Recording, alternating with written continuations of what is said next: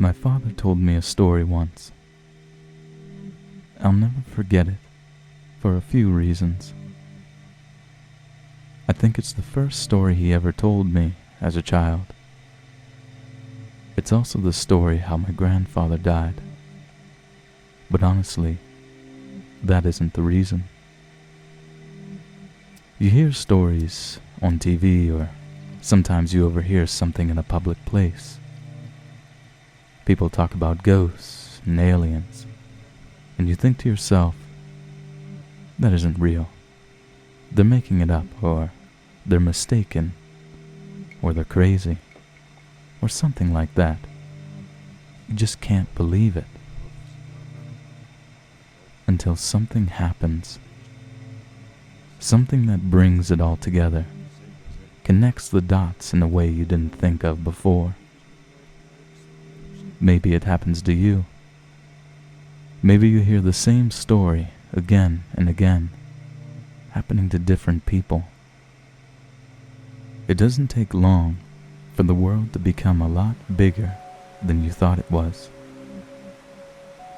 As I said, this is a story my father told me, but I never believed it, even though he swore up and down it was true. It wasn't until I started clicking around the internet that I started to believe. I started to hear other stories just like the one my father told me. It didn't take me long to believe in the rake. That's not what my father called it, of course. He's never used the internet in his life. He wouldn't know what the consensus has taken to naming it. When he chose to call it something other than it or that thing, he called it Skinwalker, after an old Cherokee tale his grandfather told him. But I'll tell you the story the way he told me. We were out hunting one night, he'd tell me. Coyotes. We'd kill them for $50 a skin. They lived on a dairy farm in Ohio. They'd kill calves sometimes. We'd do it every night, 'cause we needed the money. Sometimes, while we were out, we'd come on a deer and kill it. Our landlord didn't mind, and it could feed our family for a few nights and save us some money. Anyway, we were done making our rounds and heading home, walking, 'cause we didn't have a car, some four-wheeler back then. We'd cut through the woods. That's when we came upon it. Blood everywhere, splattered on the trees, in the grass, in the creek, everywhere. At first, we figured it was a pack of coyotes. We'd seen it sometimes. They can't scavenge and start hunting deer or cattle. The worst was when they breed with feral dogs. But this wasn't like that. See, when a pack of dogs or wolves or coyotes attack something, they do it right. They'll pick off one that's weak or sick or old or just small. They'll hunt it, draw it into a corner, someplace it can't get out of, and they'll run it right to the biggest one, the alpha. And that deer will never see that alpha. It might hear it, but it won't see it. It'll just notice that its throat is gone, and it'll drop dead. It's quick and clean. That wasn't what happened here. Something had run up on a den of deer. Coyotes won't attack a den, wolves neither, because they get too much of a fight. There were three, I think, 3 bodies, just torn apart. You'd see a head here, a leg here, torso there. Predators don't do that. They don't leave behind scraps. Would have done this hadn't done it for food. They'd done it for fun. But we didn't know that. We saw a bunch of carcasses, and we think it's something we gotta take care of. I remember my dad telling me to go home. He thought it was a pack of feral dogs. But I wasn't leaving him, and I damn sure wasn't walking through 2 miles of woods alone with nothing but a .22 and a pocket knife. He was only 13 at the time, so a .22 rifle was about the only gun he could reliably use. Dad had the shotgun, and I wasn't going anywhere without it. Took me a while to convince him, but finally we began tracking down whatever did that. It wasn't hard either. We just followed the blood. Either that thing bled a deer before it got away, or it dragged one for about a mile. I don't know. I know that I'd never seen my dad scared before that night. We started hearing noises. I've been in a lot of woods in my life. I've been all over the world. And I never heard noises like I heard that night. I heard things screaming. Heard deer and fox and rabbits and raccoons and birds, just scared. Keep in mind, this is maybe 12 or 1 o'clock. Except the fox and some birds, nothing was supposed to be even awake. But they weren't just awake, they were moving. I saw flocks of birds that night fly straight into trees just trying to get out of there. We came up on a pack of coyotes. Nearly shot a couple thinking it was what we were looking for. But then we saw they were running towards us. They ran right past us, didn't even notice. Then some deer did the same. Then some rabbits, squirrels, foxes, even a couple wild hogs. These things were supposed to be eating each other, and the only thing they cared about was getting out of there. We should have put it together that maybe whatever we were tracking, it wasn't something we were supposed to see, and it wasn't something we could kill. I don't know why we didn't just go home. I guess we were curious. I think that was my dad's nature, to go toward trouble, to fight. And knowing what I knew about my father did during the war, my nature was to stay close to him. We finally get into an open valley. It was normally a soy field, but it wasn't in season, so it was just flat dirt. We saw the tracks then. A lot of the animals fleeing the forest have paved over the land. But where that deer blood was, nothing had taken a single step, like they were leaving it for us to find. Tracks were shallow. Whatever it was couldn't have weighed more than 100 pounds, but that didn't mean much. A bobcat weighing 40 pounds wet nearly tore out my damn throat once. All that means is that it's quick and hard to hit. So, we followed the tracks, and it doesn't take long for us to find where it is. There's this old schoolhouse that sits on the top of a hill. Half of it had been ripped out by a tornado, but nobody lived there, not for a long time. We caught homeless people in there sometimes, or druggies looking for a safe place to shoot up. We figured maybe that was it. Maybe it was some sick kid riding a high. But we didn't think that for long. We get within 50 yards, and we hear this noise. A screeching kind of sound. It was sort of made up of 2 different sounds.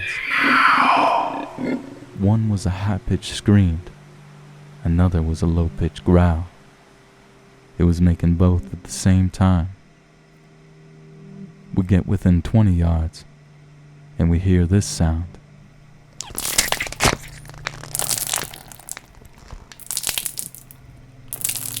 can remember thinking it sounded like paper being torn apart, while someone was swinging water in a bucket back and forth. Dad looks at me, kneels down, and whispers. I gotta stay behind him, 'cause we're about to corner him. Any animal will fight when it's cornered, especially when it's a predator. But we can tell by the tracks that it's just one. He tells me it's probably a single feral dog, probably rabid. The plan is to sneak up on it while it's eating, shoot it, and then keep shooting it till it don't move anymore, and then slit its throat. And if it gets to Dad, it's my job to shoot it or stab it to get it off of him. So he walks up, and I'm right behind him, just a tad to his side, so I can see what it is. I wish to this day I hadn't. It was leaning over a carcass, tears off its flesh, and throws what it doesn't nibble at aside. There's blood all over the brick, glistening in the moonlight. It's pale white, human looking, but not quite human. It had arms and legs like a human, but it sat like a monkey, hunched over. And its hands weren't normal. It had long fingers with claws at the end. So we see that, and my dad hesitates. He wasn't about to fire on a person, so he clears his throat to try and get it to turn around. I swear to God, all the noise just ceased. I ain't never heard true silence before that, and not after it. But for 2 seconds, nothing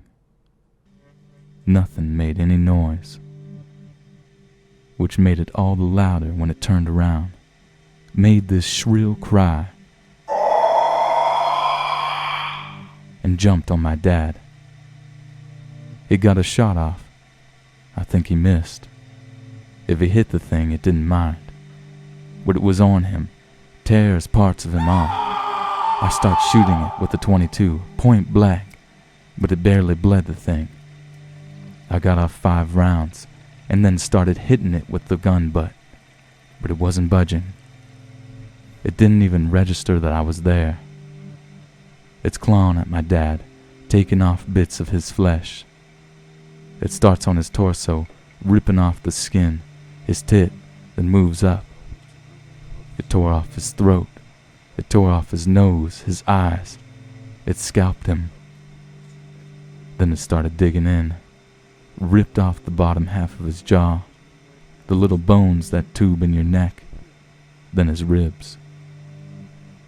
I don't exactly remember what happened, but somehow my dad's knife ends up in this thing's shoulder, and my dad ends up on my back. I'm running, and by God, I'm running faster than I've ever run before or after, and it's following me. I end up back in the woods, opposite the ones we've been in. I'm heading toward my landlord's house, 'cause it's a half a mile away. I can hear this thing, screeching and moaning. I hear these tree branches crack and get thrown down. Thrown around, it sounds like someone's taking an axe to every single tree I pass. It's cracking so loud and often, but I just ain't looking back. Finally, I trip into gravel. I look up, and there's my landlord and a bunch of his buddies drinking around a campfire. I scream and I cry, and they come over. I'm telling him to call an ambulance, and he looks at me, and I'll never forget what he said. "What is that on your back?" he asked me. Just as he said it, he saw one of those god-awful flannel shirts my dad wore everywhere. It was what was left of my dad. Most of his head, his torso, but nothing after the waist. Suddenly we hear it, screeching. He grabs for me. My dad gets thrown on the ground. I'm fighting him, crying 'cause I think we can still save him, somehow. But my dad had been gone forever. I picked him up. He has to pick me up and throw me inside before I can come with him. He and his buddies were all inside, and they're locking doors and getting guns. The landlord's asking me what happened, but I just don't know what to tell him. He pieced enough of it all together to understand that there was something dangerous there. All the lights in the house are on, and someone calls the cops. They'll be there, but in 15 minutes. We look outside and see it walk in front of the fire they made. I don't know what it is. One of them says it looks like an ape. Suddenly, something goes through the window. We shoot at it, but it ain't the thing. It's my landlord's dog. Just the body though, not his head or legs. We start pushing things in front of doors and windows when we hear something in the garage. I remember one of his friends saying that the doors were open. We hear metal and glass just get ripped apart. We put a couch and TV in front of the door to the garage. It banged around some more, but then it got quiet. Not silent like it was before. We could hear it move around some, and the guys were talking, making sure the guns were ready. Someone hands me a pistol. No sooner did I cock the hammer back did we hear something shatter upstairs. Then we heard it screech again, except now it was louder, and it didn't echo and fade out, because it was inside. We all rushed to the one door leading upstairs, and we got to it just as that thing did. It opened it just a bit, and 4 or 5 men just slammed into it. It got its hands through. Someone with a shotgun took care of that, put the barrel right up to its wrist and pulled the trigger.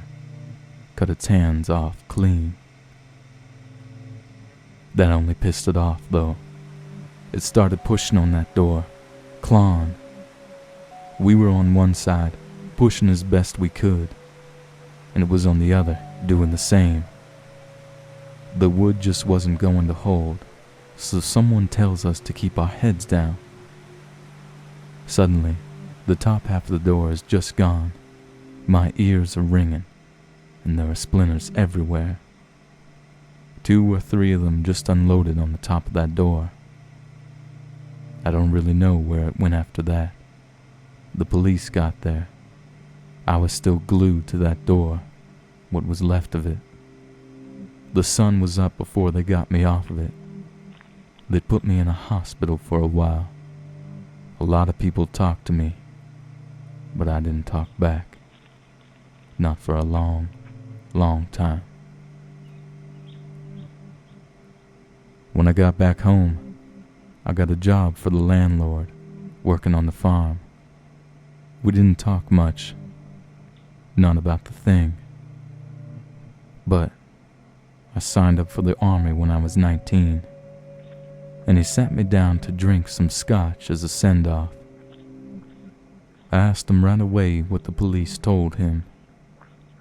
The story they went with was a wild animal, probably a wolf, or maybe a bear that had migrated north.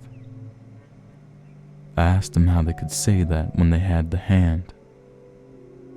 He looks at me, stunned. He tells me that hand never made it back to the station. The cop who had it in his car wrecked, drove into a tree, died on impact. The hand was never found, probably taken away by an animal. The cops, when they would acknowledge the hand existed at all, said it was simply the paw of a bear that looked like a human hand. I never talked to the landlord again. He went missing when I was in basic. Never found him. They said he owed some people some money and just ran away, But I don't think it's that simple. I never went back to those woods. I wouldn't even if I had the whole goddamn US Army at my back. But that was a lie. When my mother died, I don't think my father felt he had anything left, and that he might as well settle old scores. He went to those woods, and he never came back. FBI was called. They did a show for everyone involved, but I knew they weren't really looking. I had to get one drunk and slip him a few 50s before he finally told me that they get a few calls about those woods every year, about someone up and vanishing. But that was all he wanted to tell me. Before he got up and left with the rest of his team, he left a simple note on a napkin saying, "The Rake." I didn't know what it meant until I searched for it on the internet. And in all honesty, I wish I wouldn't have known.